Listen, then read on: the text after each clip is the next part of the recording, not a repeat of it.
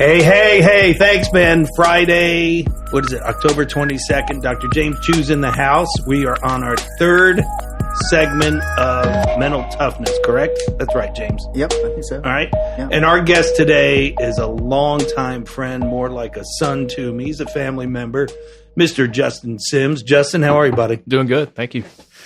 Okay, he's a big talker, so we're going to pull it out of him.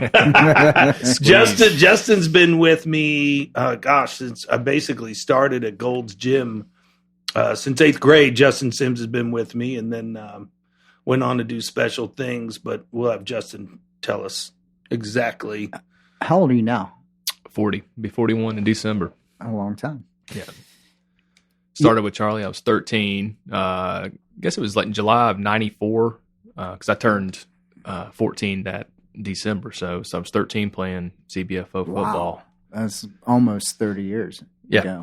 I've known him more than half my life. So how'd you? Your background is baseball, right? But you played a bunch of different sports back then, right? Yeah. I grew up playing everything: basketball, football, baseball, golf. I mean, you name it, I was trying to do it. But baseball is kind of my thing that I attempted to make it at. I get to after my sophomore year of high school, I kind of realized, there's not a lot of 5'10" white kids running to the tee over there playing football on Saturdays. So 5'10"? Well, I mean, weren't you 5'11", 6 feet at 6'1", according to my physical.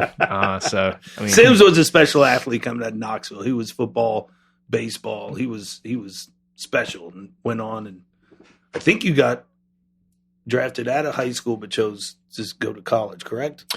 I always get the teams mixed up. Yeah. I got drafted out of high school, Chicago Cubs out of high school, and then the Twins in college. It wasn't really much of a choice out of high school. It was a late pick. It was nice to put on a resume and people talk about, hey, you played for the Cubs. Like, no, I got drafted by the Cubs, but big difference. So okay, I didn't know the difference. Yeah. Now, how did you land on the doorstep of Charlie's? Well, that was the kind of the unique thing. I don't even know that, to be honest. Well, we were playing, like I said, CBFO football, like Pee Wee football over, and I was playing with one of my close friends, Hunter Rigsby, who played baseball at UT. We grew up playing travel ball together. Shout out to Hunter. Yeah, got him on the podcast.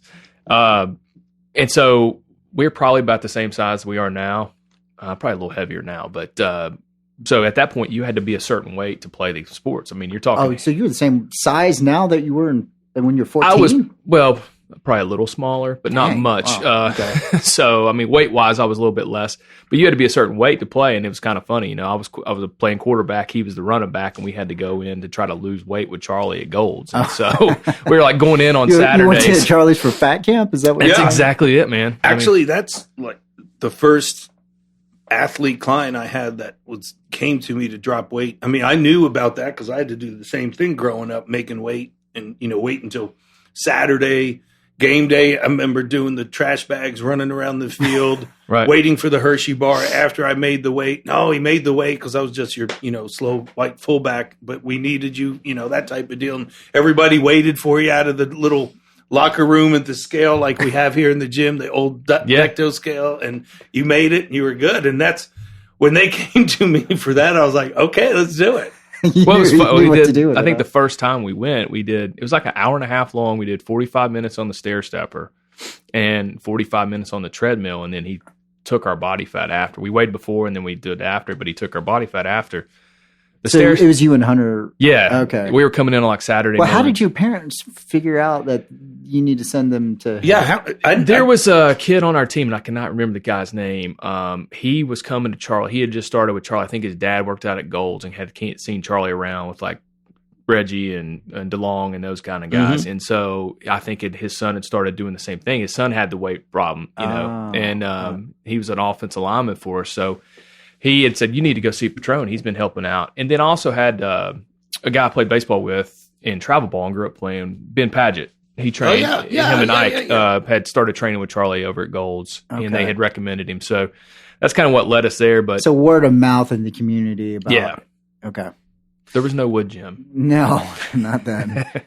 The purple It was old school golds. Yeah. I mean, Yeah. like the golds now you see over here on Kingston Pike is nothing like that. No. This was like the bodybuilders. Oh, yeah. Was I training I was there Jerry too. Colquitt at the time? Yeah. Yeah. He hit me up yesterday. He's with Seattle. He's looking for Pennington's number for a kid he knows for Marshall. Isn't that I'm crazy? kidding. He sent me pictures cool. of him and his Colquitt's daughter. is, yeah, wow, dude. Yeah. It's been out Yeah. there for a while. Yeah, left me a voicemail. Sounded exactly the same. I got to send him the number today, but I was like, wow, that's a blast from the past. Yeah, Yep. I was sitting there talking to Griff, and he's talking about the '90s, and we're talking about the athletes that were surrounded by you in the Golds days, and people that flashed in my mind were Colquitt, Pickens, Yeah. and then there's some others, but Yeah, those are the two big ones. yeah. It was like the UT football royalty back Yeah. then. Yeah, Yeah, it was crazy. yeah. So that's how you got started, and then Well, didn't you have to be mentally tough to make weight? I guess Since so. we're, the podcast is mentally tough, and what is it, and debunk it, and figure it out. I mean, that's one thing of discipline. Of Sure. seriously, I mean, that was like the wrestlers or the boxers. But when you're Yeah. trying to make weight, and correct me if I'm wrong, you and Hunter were the studs on the team. I'm sure. I mean, we were good. We were two of the faster kids Mhm. in that at that time period. So yeah, I mean, like us not getting to play, and that back then you didn't get like now. They put an X on your helmet. And you have to play offensive line or defensive line. You just can't touch the ball. uh-huh. Why is that? Basically, because if you're overweight now, instead of being like shaming the kid that you can't play football because you're too fat, they put an X on your helmet and you just play the line. You can't. If you get a fumble or interception or something like that, you can touch the ball, but you cannot physically run the ball or go out for a pass. Is it too big to hurt someone, or is that Yeah, exactly. Okay. Where back then you were done. You either didn't play that season. So that season I didn't play. Because you couldn't make weight. You're right. Yeah. I think I was 155 and the weight limit was 150. So even that's become Oh. softer. Yeah. Wow. All right, so let's lead into the segment with Sims. I don't know if I could read his on our text thread. That wasn't my definition. That was my definition. That was my. You're okay. So let's open up with, because Sims and I have been battling the last month, 6 weeks since we've been talking about this of what it is, and we're getting it. He came over the house for a boxing match a couple of weeks ago, and we were talking about it some more, and I think I'm understanding it some more, but it's still, you tell me. I have two 8th grade kids, private schools.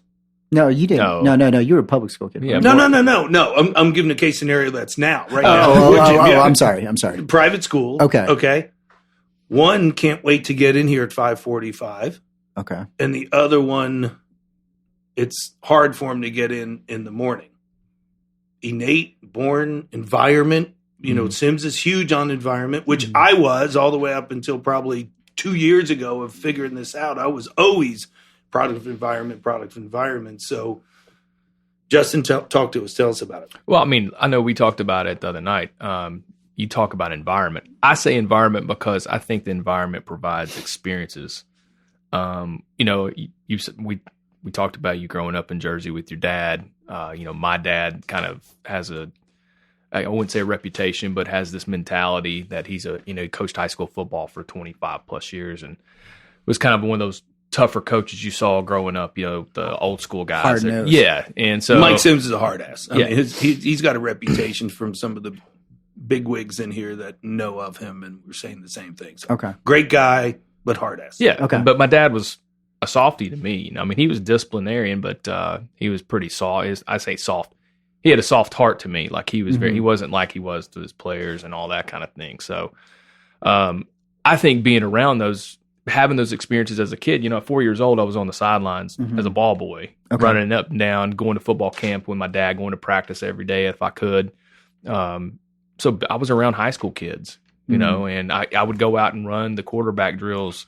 Like Clark Duncan, who's the coach at South Doyle still. I mean, I would get in and run the drills. And I remember in high school, I guess it was my freshman or sophomore year, I was playing quarterback at Carnes, and we were running a kind of a version of the veer. And I would do this little cheat step to get to the very outside handoff on the outside of the tackle. And basically before I snapped the ball, I would take a step to that side to get to that outside. Quicker. Yeah, because all you were doing, you were basically getting out to read the end or in the linebacker to either give, pull, or pitch. And so the referee kind of came up to me and said, "Hey, you're false starting every time you're stepping." I said, "I know. I'm doing a cheat step." And I said, "Clark Duncan taught me that when I was 9 years old at Powell. He never called the penalty on me the rest of the game just because he kind of knew, all right, this kid has been around it his entire life and grown up in it." So I think those experiences, like being around those kids, being around, Joe talked about the inner city kids. My dad had a lot of kids like that. At Powell and different places. So I think being around those guys and having those different ethnicities and, I didn't think of a guy being black or white, or I just thought that's a good football player. That was, my favorite player on the team or whatever. So that's all I thought about. So you thought environment had a role in whether a person develops a mentality. I'm not saying you can go stick somebody over here in a certain situation and then all of a sudden they're going to be tough or they're going to be a better athlete or whatever. But I think if you can experience different things in that certain environment. I mean, if you got a kid over here in West Knoxville and he's never been in a tough situation over in, let's say, East Knoxville, I mean, how do you expect him to ever get clarify? That? West is the suburbs. East is, we call it East, but certain parts of East Knoxville are the tougher inner city areas. Right. But you've got a mix of kids growing up from different backgrounds. Did you notice that the inner city kids were tougher, or did you see that they played harder, or to come up with the conclusion that environment does make a difference? Well, I mean, I think we listened to the first podcast and, I got to meet Joe in here before, and he talked about, the whole football situation with his son. I don't think Joe necessarily wants his son to be mentally tough or have Charlie get him mentally tough. I think he wants his son to be tough. Like he wants him to go hit somebody in a football game and he gets kind of nervous or intimidated by that. I think the difference in those kids, they're not sitting on a PlayStation. They're going outside and shooting hoops because they don't have a PlayStation. I think those are different situations where, when I grew up, we didn't have, we had video games, but we went outside. We played. I remember my mom yelling, "Be home by dark for dinner," and it would be 8, 9 o'clock. Or I was with my dad at the high school at a game or a practice or whatever. There wasn't a lot of the mentality of, I need my iPad to look at something or watch a YouTube video. But that's everywhere now, though. Yeah. That's I'm assuming that's inner city, outer city, everywhere. That's just part of the world. Don't let it be fooled. The inner city kids are the video games that all these athletes stay with me. They've been playing video games their whole life, so that's a whole different thing than what we've had. But here's your thing that me, I always do my homework with these shows and take notes and do my stuff. Is Joe was in this morning with his 8-year-old boy. And his 8-year-old boy came in with a smile, and he's, "Hi, Mr. Petrone." And I think I'm getting more and more of the Apple talking to Sims. He's just bringing him in because Joe wrote in with his father. His father owned a paint store. Just that bond that they're having. Even Sims is going to start parallel over to that on Saturdays with his boy. Come into the wood gym. And it's either like a father-son thing doing, not like what Sims is saying, doesn't mentally tough start in the household. Why should it be on you or the wood gym? So we were talking about that also. Yeah. Does that make sense? Yeah. The modeling the kid has from watching his parents do something. Yeah. Yeah. Now, all of a sudden, Joe told me this week, he goes, "Hey, I got to ask you another question." I'm like, "All right." And he's like, "Well, my boy had a tackle last week. He hit him really hard and stood over him. Like taunting stood over him. What would you do in that? What would you say or do?" And I was like, "Well, if you're coming from not being aggressive and all of a sudden he's showing some signs of that, I wouldn't reprimand him the first time on that. I would say, because you could pull off some aggressive of going, hey, you need to calm it down. It's kind of hard to go get aggressive, get confidence at the plate. You just don't do that." So he was saying, "I'm seeing something start to formulate. Is it a good thing or bad thing? When do I pull back from that?" And I was like, "Well, has he ever stood over somebody after he waylaid him?" He's like, "No." And I was like, "Well, good for him." Yeah, I wouldn't say nothing. I wouldn't say nothing. Now, you know what I'm saying? But I mean, I think you say inner city kids. I look at like baseball when I played there. The Dominican guys that I played with, You want to talk about mentally tough? They're Dominican guy. Well, you're talking about Dominican. Oh, when you're in the like Played you're in pro. Knoxville, Played pro. Playing pro. Yeah. Sorry. So Okay, that like makes you know sense. when I was playing, He played pro baseball. Oh, Justin yeah. Sims played pro baseball. Yeah, let's. Okay, he's just not a turkey ride guy. champion. Yeah, of course. And so yeah, let's talk a little bit about that. You played pro ball for how long? just a couple seasons. Yeah, I played a couple years, broke my wrist, and that was it, man. Okay. You want to go into that story? No, it's okay. But yeah, we understand to let everybody know that this is not just a kid that was trying to lose weight. Right. Justin had a great career. Yeah. He's gifted. Gifted. Yeah, sure. Okay, so then now The Dominicans. the Dominicans, you're playing professionally at this point. You see the Dominicans, and then what are your observations there? Well, I mean, you see guys like that. I mean, you talk to some of these guys, the good guys that could actually speak some English, and most of them could. They would act like they couldn't because they didn't want you to know if they, if they were talking about you in Spanish or like if you said something to them like, "Oh, no." But they, they're very intelligent guys. But these guys have been playing professional baseball since they were 15, 16 years old because in that country they graduate high school then, and that's basically the rule in Major League Baseball is you can start playing professionally once you've graduated. Oh, So they would have leagues over there that were associated with the big league clubs. So by the time that these kids got here at 18, 19 years old, they're playing like 3 years, 3 or 4 years in professional baseball. So, Okay. But their mentality too was I have to hit to get off the island, I have to pitch to get off the island because their goal was to get to the United States because that's where the money was at. Mm. And that, made a different environment or lifestyle for them. So they were moving in that, that was kind of their mentality. So that's what when I say, we talk about inner city or whatever ethnicity you want to look at, anybody that I, could Do you throw think the they were? redneck and Hardin Do you Valley think down they here. were hungrier as a result? 100%.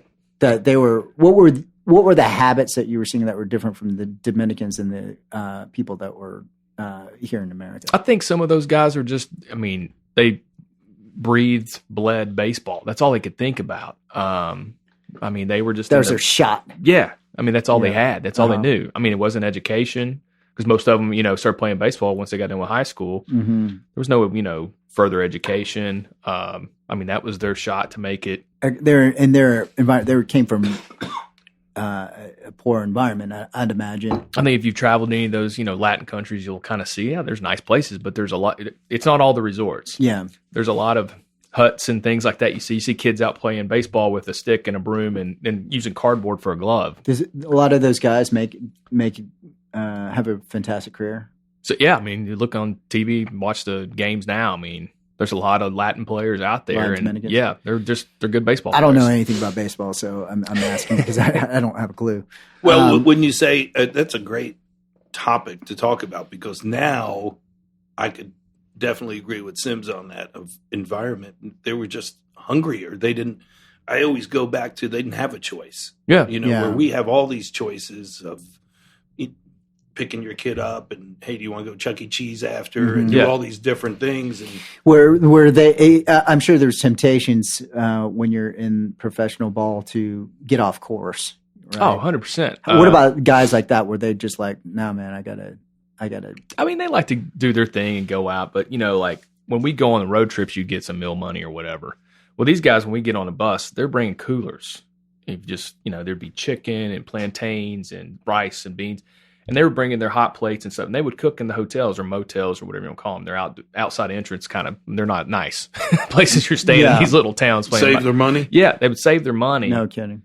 Just so they can, and they would all like make these meals at night I bet after we they're play. damn good. They're too. actually good. They would charge you $10 for a meal. So They would charge you guys $10. Oh yeah, so that's how they made money. So, but for them, that was their thought process. They weren't out like, hey, let's go down here to the local bar and get a beer our money. and see what's going on because we got $40 of meal money today or whatever. So they were making money on top of it. That's great. Yeah, but that's great insight. Yeah, that's guys that didn't have a lot growing up.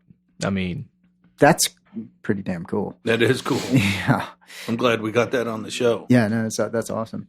So that's your perspective. Okay, these guys come from completely different circumstances, different culture, different country, and they're meant. You could see in the way that they performed, their habits afterwards, outside of the ball game, that there's a difference in the way that they think about things, the way they think about money, the way they think about their desires and hunger. Sure. That certainly had an influence on how they played the game. Yeah. And whether or not they were mentally tough. And don't get me wrong, there's a ton of fabulous white players and black players, whatever, Japanese and Asian players now.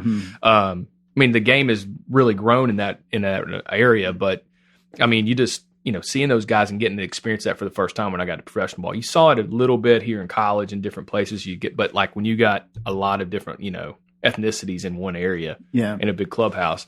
There's not too many Dominicans off Hardin Valley cards. Right. We didn't see a ton of them back then. So it's a new environment. Yeah. That's interesting. So that's where I say like the environment, the experiences they had. For me, that experience changed me as a person, a player. And that's where, I kind of look at that. I read a thing the other day. I like to get on this Navy SEAL stuff sometimes and read about these guys. I played college ball with a guy that's a SEAL and made it through. And the guy, I can't remember his name. He was a SEAL and he had made it. And he said, when you look at buds, for instance, you have this big, large percentage of people that don't make it through buds. Mm-hmm. Not to say that they're not a good, service person. They're probably some of the top of their line. They're just not in the 1% category of being a Navy SEAL. He said, you look at their mentality of like buds. He said, their goal is to get to the end of buds. And he said, the guys that make it to become SEALs, their goal is to get to tomorrow. And that's kind of the theory of the thought process. They see the big picture. They don't see the small picture, get to tomorrow of the next day. So you're saying the guys that make it are thinking get to tomorrow. Tomorrow. Got it. So I look at like my lack of professional So it's career. like I almost think about the process. Yeah. Right. Rather than, I'm going to be a Hall of Famer. Sure. Right. So for me personally, I was, I played very little professional baseball, but I had the opportunity. My thought process was to get to the big leagues, not stay in professional baseball. And, I look back on it now as a, almost 41-year-old man, child, whatever you want to call me. I look at that now and I would like, those are things like, I wish I had that mental makeup, at that point at 20 something years old out on, on my own, traveling around playing baseball as, trying to make it to the big leagues. Interesting. Because that was the goal. Get the big leagues, make the big money, blah, blah, blah. But that was my thought process. Just get to the big leagues instead of let's get to this level. Let's get to tomorrow. Let's get to that. It really brought it into perspective. I'm right here at the plate. I just need to think about this. Yeah. I don't know. I don't know diddly squat about professional sports, but is that what you're saying? It's just, I think you can look at it in a professional atmosphere. Yeah. Like instead of, I think too many, like me, I sell medical equipment, and sometimes I'm looking at the broad picture of I just got to get the sale instead of going through the process of getting the sale. Or when I do fail, looking at the adversity of how am I going to change, like mentally, all right, I didn't get that sale. And now, everything's just glamorized on social media. You got parents out here, they're putting their kids winning a travel baseball tournament and showing their rings every day all over Facebook and Instagram and social media. But you go and actually read about the tournament or look into the tournament, and there was 10 teams, and there's a silver bracket and a gold bracket. Well, they won the silver bracket, so they finished 6th. But they're on, like they won the championship. They won 6th place. And it's like, and trust me, understand that? We've done it. Are they the 5th loser? Yeah. We've done it with Sadler. I'm, we're guilty of it too. Like take a picture because you want them to have success, but there all has to be a certain point of having adversity too. Because if you've never been through, had that failure to where you have to go back and say, okay, because this is, I guess, when I sent Charlie, he was asking for definitions. I said, my definition is you're trying to achieve success through determination and preparation.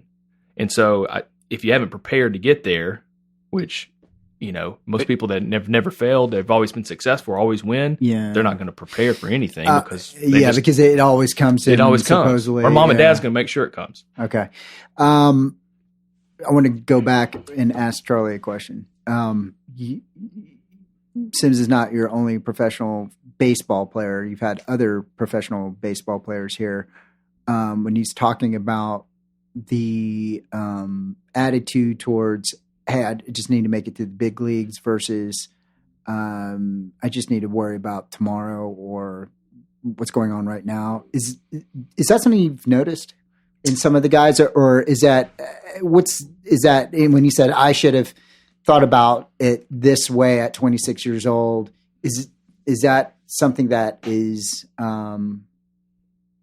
that something that's observation is true that you've seen? Well, you've had so many people in 31 years, and the human behavior that I was thinking about that mountain bike and even thinking of you, Chewy, is he can't even understand what I do and how you get to hear and see everybody's different way of handling their process or their journey, you know? So you go to the destination. So people forget about, if I was Sims, I'd go, it's okay to go, hey, my overall goal is to get here, because we get in a car and we have to have a destination. So I understand the journey and the process. And again, I'm shifting my way. You got to understand, I'm 53, not 41. So you've seen a little bit more and heard a little bit more.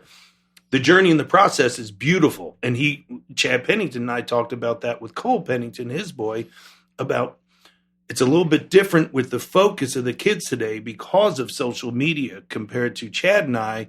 Even Justin, we were just doing it. All we had was the process and the journey, to where now everybody is going, look at my rings. I got to get this ring. I got to get this, instead of just enjoying the journey and the process. Okay. On that, you still need a destination, because now the huge word, the catchword for 2021 is process, journey, process, journey. Yeah. That's great. And I understand that now. But my destination, if I get in a car, is I'm going from here to here. I might have a detour every now and then, but I'm trying to get to here. So I'd say seeing everybody different in here is everybody's cut different. So everyone's process or mentality could be a little bit different to get to where they need to go, type thing. Yeah. Yeah. And defining your process and journey, just the experience. I think what Sims was talking about, even with his boy Sadler, who's been in here some on Saturdays and chopping it up and cutting it up. Okay. Now Sims it's my responsibility to create what I want to create with them. And even the text messages that he sent to us, I was understanding some of that. It's like, Charlie, it's not your job to make them mentally tough. That should come from me, but maybe the experience of the wood gym on Saturdays. But even Sadler's going to start coming in. And when he starts coming in and starts training, all of a sudden he's going to build his own self-confidence and his own swag and his own inner beast mode that just formulated through the journey and process, but still had the destination of, I want him prepared for life more, because adversities will come, deaths will come, failures will come. Yeah. How do I process through those? Do I go to my knees or do I stand up? I think that's what Sims is talking about. You look back at like when my dad dropped me off at Gold's Gym, and from the time now, and my dad and Charlie, if they see each other, they're cutting up, hugging each other, that kind of thing. I think my dad showed up to the gym twice in 27 years. Oh. Like actually physically walked in the gym. Oh, into the gym. Yeah. Okay. I mean, I don't probably remember him. Most of the time it was to give him a check. Ever. Yeah. I mean, the only time I talked to Mike Sims is when I went to see him at Lenore City. Yeah. You saw him more there than when he was coaching. So that was just his thing. It was like Charlie was going to do that, and he trusted him and kind of pushed it. And that's my kind of theory with Sadler, is like when I drop him off to practice, or, if he's hitting down here at the local cages or whatever, that's that coach. That's his thing. And that's hard to do. And what Sims is saying with that is all the parents that's why we try not to have him in here. Maybe, check out Timmy for the first 5-10 minutes before or wrapping up his session. But most of the time, if the dads are standing right at the garage door watching the turf work, the kids looking at them the whole time, it's a cluster. And then again, he's talking about, is that too much coddled, not enough coddled, to where you got to, that's the experience. I don't ever remember when I did my short period of wrestling in New Jersey of dad or moms coming in. You were dropped off. You were actually dropped off and figured out a ride home with another parent. They set that up or whatever. That was pretty cool. Now the practices are the games for the parents. I don't want to speak on my kids. Is that right? They're at practice, they're at games, they're at every hitting lesson, they're at every, workout. Wow. I guess it was my junior year, I got invited to come and work out for the Atlanta Braves, and it was in Murfreesboro, of all places. Charlie took me. Oh, wow. My parents I don't remember this. You don't remember? He just was like, hey, I want to go to this, because at that time, we were kind of doing the base, there's a lot of football, more mental, I guess, players in here, athletes. It was kind of right before Helton had probably just started coming in. And he kind of wanted to see, like, what what is this baseball workout these guys Showcase, have to do? they call them, right? Yeah, so like you got the professional teams, you go out and they bring kids from all over the state, and you go Okay. in and work out for them. You do the 60, you do all these drills. How'd he do?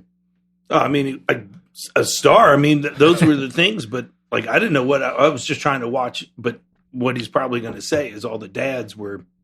Well, you got that, but I mean, like that was my dad trusting him. Like, he couldn't go. Yeah. Okay. And my dad was coaching, and then my mom was working. I mean, my parents We were- drove down and everything, right? Yeah, we drove down and drove back that day. Went down 2.5 hours, whatever it was. Did a workout for 3 or 4 hours, and then drove back home and dropped him back off at Cobblestone. Wow. So, what are your? Has this changed your thoughts on what Sims was going to bring to the table? Yeah, it was. It's actually a flow podcast. You know, it was. I came in first going, let's roast this sucker. You know, and then you go, wait a minute, I get what he's trying to say. Okay. Especially the Dominican hit That's pretty and neat. even the drop off hit, those type of things. You know, and then I'm sure Sims being a former professional athlete, it's probably hard for him not to step in the cage and go, or when he probably gets home and critiques him a little, but it's probably, that's going to be hard for any dad at his level Yeah, to just drop your kid off. He's got to think about that. I'm sure he's vetted the guy that he's dropping him off to, though. Yeah. Yeah, it's not. He's not just dropping him off to some schmo. Right. Well, it's, Yeah. you know, I think Well, it's Brett Carroll. yeah, I played right? with him. Yeah, Brett I played, was one of our guys. Yeah. He has the hitting place down there. Yeah. That's who Sadler. He plays for his Yeah. team, and Isn't that crazy? a small world. You know, Brett and I played college ball together. He was a freshman. I was a junior, And Sims got Brett I here. brought him. Oh, To the really? gym, yeah. I did not. Yeah. know that. Yeah, they played Okay. together at MTSU. So Ah, yeah, he all right. of course he trusts him. I mean, Brett's a hell of an athlete and a ball player, that Yeah. type of jazz. Yeah. So he's Okay. like, okay, let's look at It this. was for that. also a professional ball player. of course, Yeah, yeah, played Yeah. in big leagues. yeah. I am. Yeah. Okay. All right. So that makes sense. Why you would just hand him off to a guy like that? Yeah, but I mean, regardless, and even his coaches now, like people are like, "Why don't you coach? Why don't you coach?" I'm like, I don't want to coach. I did my time. You know, Is it hard for you to do that? No, like at the games, most of the time, you know, a lot of the parents on our team are like, "Where are you at?" I was like, "I was out in right center field, setting up on that, you know, little area up there." And they're Mhm. like, "Why are you sitting up there?" Well, one, because I can't stand all the parents screaming every little knick-knack, you know, at the kid, like, do this, do that. And then the kid gets up there and he's so confused he doesn't know what to do.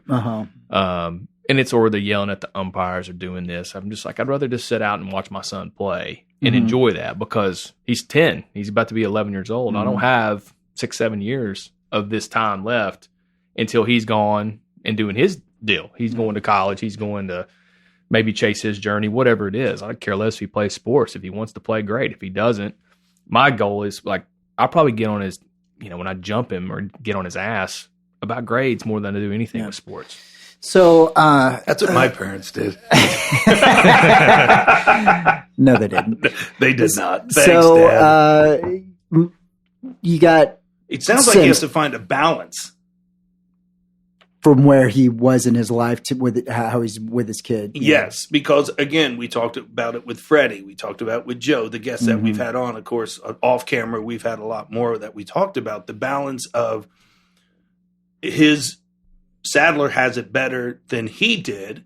So how do you manufacture adversity? I'm studying that too on some podcasts of I don't think I buy into manufactured adversity because I think you're going to have it anyway, because we talked off camera and we're not going to mention it. Sadler was his own thing that he was going through. Okay. And that's adversity on itself. Yeah. So adversity is going to come. So I don't know if we have to manufacture that. Okay. So I'm off that wagon. Well, I think Okay. adversity is going to come if you put yourself in those situations. Well, you got to get in the arena. Right. Yeah. Yeah. You got to put the gloves on and say, let's go. And the best, you know, I think the best, you watch a boxing match, the best thing that happens to a guy, you know, if he gets into a match and he's going at it, is get punched in the mouth.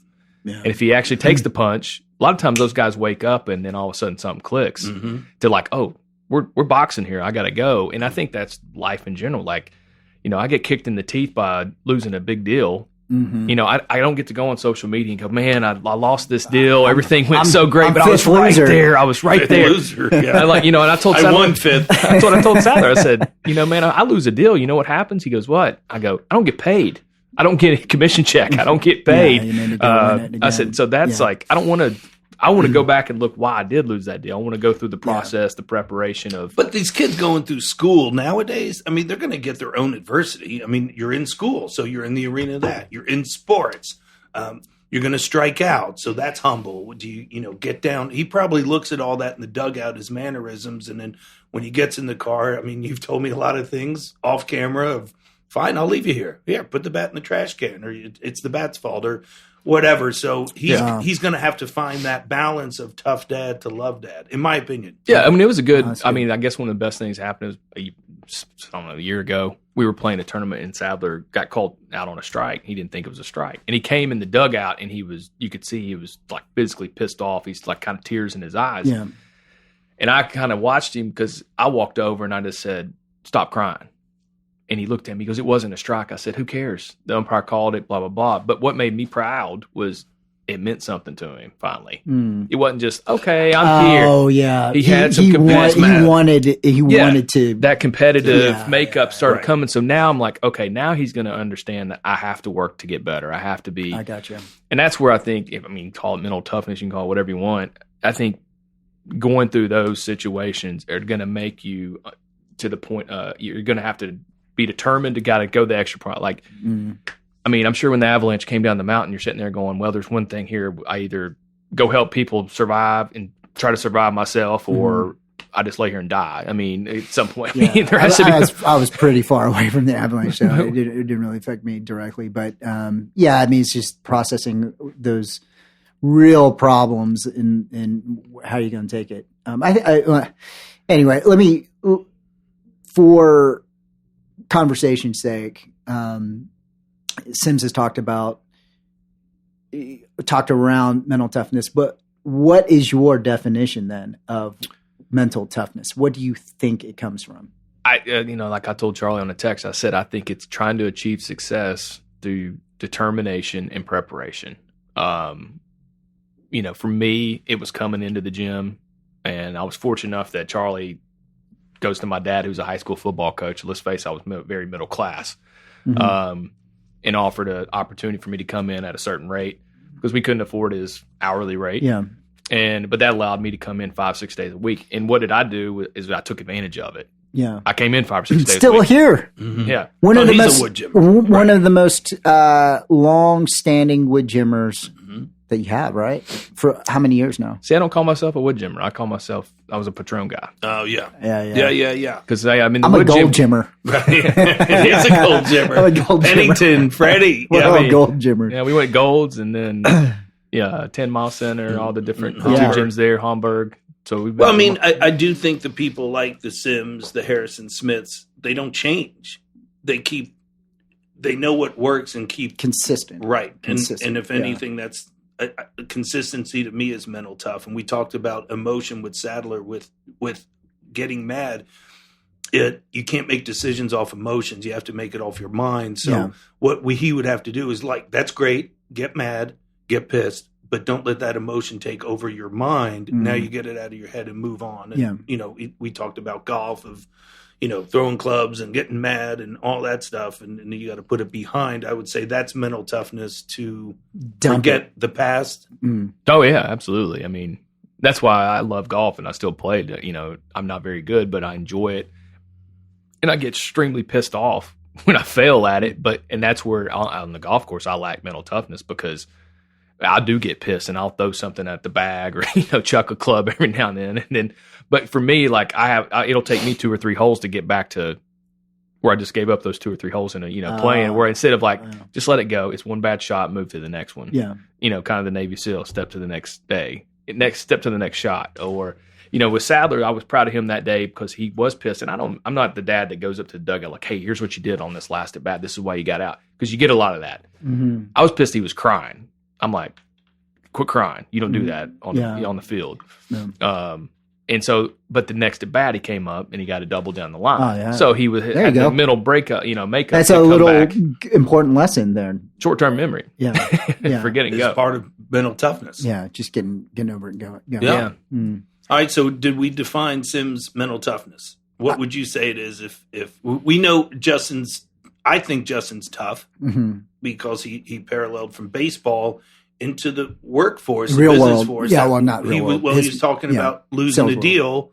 We don't get to eat, quote unquote. Yeah. What do I do with that? How do I react to that? Yeah. Is it a fail or is it real winners never see anything as a fail? They see it as a learning. Yeah. So you could start thinking your head as winning, as winners, and that's not bad. Yeah, I think this is building off a lot of the same thing. It's that positive mental attitude, no matter what. And it's how you process the adversity. Okay, because you can process it in one of two ways, a positive way or a negative way. Practically speaking, if you're thinking about the choices. There's only one choice to make, and that's make the situation positive. It's hard to do, but that's the only choice. The other one, the outcome's worse. So practically speaking, what do you want? You want the best outcome possible. So make it positive, right? Yeah.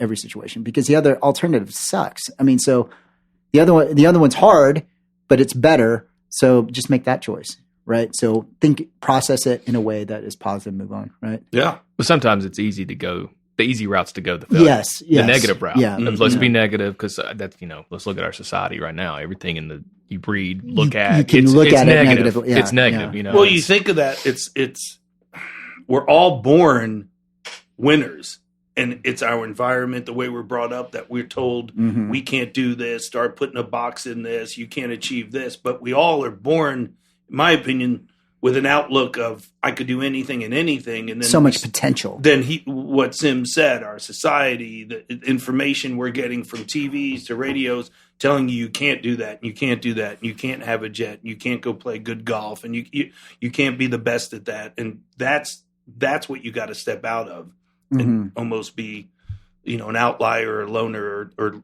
walk alone. And all my great ones are always have these small circles of people because they want to surround themselves around winners. So environment does play a role because to a degree, you choose the group that you want to be around. Sure. Choose those. Well, it's like, it's either mental toughness or stupidity, probably the latter. I mean, everything I've done in my life has had this high rate of failure. Baseball. Sales. I mean, sales. Yeah. I get told no every day. Yeah. So it's like, why do I continue choosing Well, this? to be a good batter at the plate, you've missed 2/3 of your. Oh, I mean, say if you go 3 for 10, you're in the Hall of Fame. Yeah, I mean that's where else can you be a winner? 7 out of 10 times at the plate, you've screwed up. Right, Yeah. that's a lot. Right, but three, just getting 3 is like you're amazing. Right. Right, And so you look at a guy like Helton, and I know we've talked about him. I mean, like how great that guy was at baseball, how successful he was. And Charlie's like, well, he wasn't mentally tough. He was good. I'm like, well, I don't know, because he failed a lot too. So he had to have some type of mental toughness. Yeah. And I still look at like, your dad, my dad, Helton's dad, Jerry, whatever. Those are some tough guys. And I think being surrounded and having those experiences with them as a child and growing up is kind of your physical, your mental, whatever it is, makeup, total. I think it's exactly make some type of influence in your opinion. Yeah. 100%. And then that's kind of the bleeding effect for me is giving my son, my daughter. I'm not saying it's successful or it's good, but that's what's happening. At what point in time does that individual, despite with their environment, they have that choice in their head that says, okay, something clicks, and they said, okay, it's on me now. Yeah, all on me now to be that mentally tough person or not. I mean, when do you get to that point in life and age where it's like, okay, environment be damned. I'm going to make the choice to be the best I can be and focus and determine. Charlie, do you have an answer to that? Do you? I would look at you, Chu, and say, did your mom or dad say you're going to be a doctor? You had to make that choice to go that path. At some point in time, yeah. But what is that? That's what we're defining through this series. The choice, the what is that something that you said? And that's that's the meat and potatoes that we're going to still trying to into, discover. You know, I mean, I think this one was great because we had a better insight. Just, I say this from the one show. I think we're on 64 episodes, 62, something. Some that shot, some that we haven't released yet, Ben, is when we sit down at this round table. And I've known Sims since 93, 94. 1994. He's 41 now. You know, he's 13. You still uncover things that you didn't know. And I've had him over the house, you know, can't even count watching. The magic sports. of the microphone. The magic of the microphone of a round table discussion. No distractions. Yeah. And you get focused in on what people are really thinking and going, oh, wow, I didn't know that. Or, okay, I get a better insight than at the kitchen counter, you know, already have my mindset of it's not this way and his mindset that way. Yeah. Instead of you coming on the But the kitchen counter, I always laugh because he gets you, you know, he's over with his food, nibbling down or whatever, and he's always got you like in the crosshairs. Petrone does. And you can see he's already got his mind made up of what he's going to say when he's coming at you. So you're just kind of sitting there like, okay, I'm the guy waiting to get hit in the mouth. Via text with memes and pictures. Yeah. I've yet to get some of those pictures. Well, we got to get you back over to the boxing match. Oh, I can't wait to watch that. That was awesome. Talk about mentally tough. I can't wait to watch that Tyson Fury Dante. Yeah, come to the house. I didn't get to watch it, but I heard it was amazing. It was amazing. I gotta watch it. It's good fight. That's adversity in its best. Sims, man, I can't thank you enough. It's been really, really good. That was good, yeah. I didn't know what I was coming into. You know what you I'm were ready to go start swinging, and then he comes up with some good stuff. Yeah. The Dominican really hit off. So yeah, it was great. I wasn't calling out like Dominican. I was just saying Latin America. Come on, don't put me as a racist. Yeah. Well, I mean, 14, 15 is you look at our kids at 14, 15. You know, they can't even get out of bed and come work out. You know, it's hard for them to struggle like that, and they don't have a choice. They don't even have to tie their shoes now. Every company makes shoes that they can slide on, and these rubber band laces. That's true. I'm like, I got some on right now. I was like, I love them. But our kids are like, I don't want to tie my shoe. I'm like, what? You learn how to tie your shoes. Yeah. Like, come on. True. I mean, it's like, it's just, I don't. Too convenient, too easy, I guess. Yeah. All right, that's part 3. We got some more to go. It's going to be wild. Oh, man, we got some good ones. Hey, Sims, that was great. I think you surprised us all with some really cool insights. Yeah. So thank you, man. I appreciate it. Thanks, Sim, for Thank you, coming guys. on. Appreciate it. Thanks, Ben.